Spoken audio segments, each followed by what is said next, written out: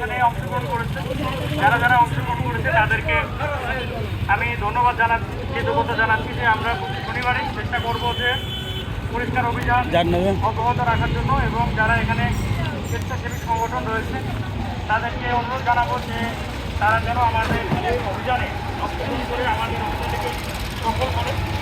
আর তারা এই রোডের মধ্যে থেকে এটা আসলে আমি তাদের আমরা এই অভিযান অব্যাহত রাখবো শনিবারই।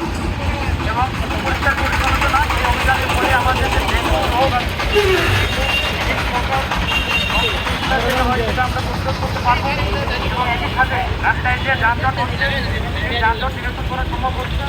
এবং একই সাথে আমাদের যে ফুটপাত অবৈধভাবে দখলবাড়ি যাচ্ছে সে ফুটপাত অবৈধভাবে দখল হওয়ার হাত থেকে আমরা এটা রাস্তাটাকে যানজট মুক্ত এবং পরিষ্কার পরিচ্ছন্ন রাখতে পারি।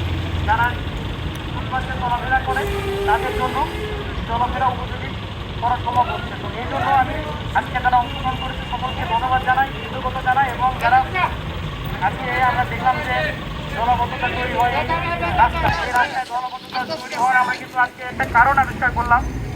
এই কারণটা হচ্ছে রাস্তাটা দুই পাশে মাটি ফেলে রাস্তাটিকে ড্রেনের মতো নিচু করা হয়েছে এবং রাস্তার যে পানি ড্রেনে যাওয়ার যে একটা চিত্র রয়েছে নিষ্কাশনের যে চিত্রটি সেটি বন্ধ করে দেওয়া হয়েছে। তো আমরা এই চিত্রগুলো আজকে পরিষ্কার করলাম এবং পানি যাওয়ার জন্য উপযোগী করলাম।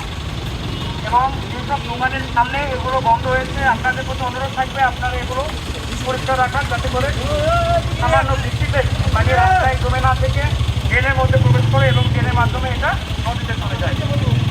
সকলকে ধন্যবাদ জানাচ্ছি আজকে এই পরিষ্কার অভিযানে অংশগ্রহণ করার জন্য। ধন্যবাদ। আসসালামু আলাইকুম।